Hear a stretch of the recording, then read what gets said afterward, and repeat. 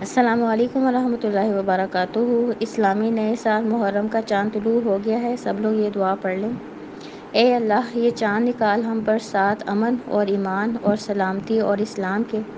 اے چاند، تیرا اور میرا رب اللہ ہے۔ اے اللہ، یہ چاند جو طلوع ہوا ہے یہ رشد اور خیر کا چاند ہو۔ اے اللہ، اس سال جسے آپ زندہ رکھیں ہم میں سے تو اس کو زندہ رکھیے اسلام پر، اور جس کو وفات دیں ہم میں سے تو وفات دیجیے اس کو ایمان پر۔ آمین۔ سب لوگوں کو یہ دعا جو ہے شعور کے ساتھ پڑھنی چاہیے، اور ہم سب کو اللہ سے یہ دعا بھی کرنی چاہیے کہ یہ سال ہم سب کے لیے امن والا، ایمان والا، سلامتی والا، اسلام والا ہو۔ اس دعا کا جو پہلا حصہ ہے، اصل دعا تو پہلا حصہ ہی ہے کہ ہم اللہ سے دعا کرتے ہیں، اے اللہ اس چاند کو ہم پہ امن، ایمان، سلامتی، اسلام کے ساتھ طلوع فرما۔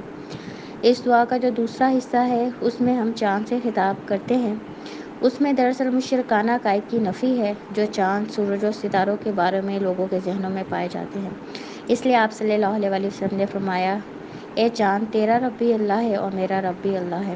اس دعا کا جو تیسرا حصہ ہے یہ ایک نوید اور خوشخبری ہے، اور اس میں دعائیہ پہلو بھی ہے، یعنی یہ چاند جو طلوع ہوا ہے یہ ہم سب کے لیے رشد اور خیر کا چاند ہو۔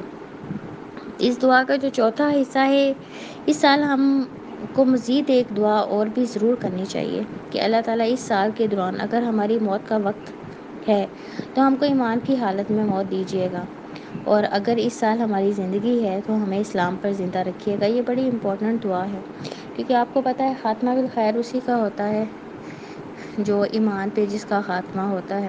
تو اس لیے ہم کو ہر وقت اللہ سے دعا کرتے رہنا چاہیے کہ اللہ تعالیٰ جتنی دیر بھی آپ ہمیں دنیا میں زندہ رکھیں تو ہمیں ایمان کی حالت میں جو ہے زندہ رکھیے گا، اور اگر ہمیں موت کا وقت ہماری اس سال میں متعین آپ نے کیا ہوا ہے تو ہمیں ایمان کی حالت میں ہی موت دیجیے گا۔ یکم محرم سے صرف نیا مہینہ ہی شروع نہیں ہوتا بلکہ نیا اسلامی ہجری سال بھی شروع ہوتا ہے۔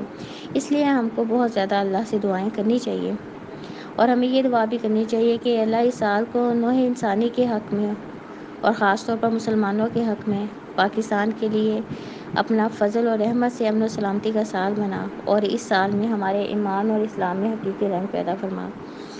ہم کو نئے سال کا آغاز ان نیک کاموں سے کرنا چاہیے، نوافل پڑھنے چاہیے، دعائیں کرنی چاہیے، صدقہ کرنا چاہیے، اور اللہ سے یہ دعا کرنی چاہیے کہ یہ سال ہم سب کے لیے خوشیوں والا، سکون والا، امن والا ہو، اور اللہ تعالیٰ ہم سب کو ہر طرح کی آزمائش سے بچا کے رکھے۔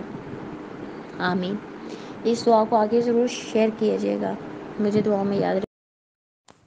اللهم أهله علينا بالأمن والإيمان والسلامة والإسلام، ربي وربك الله، هلال رشد وخير.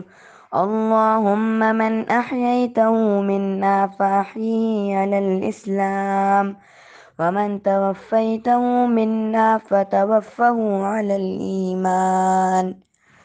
اے اللہ، یہ چاند نکال ہم پر ساتھ امن اور ایمان اور سلامتی اور اسلام کے۔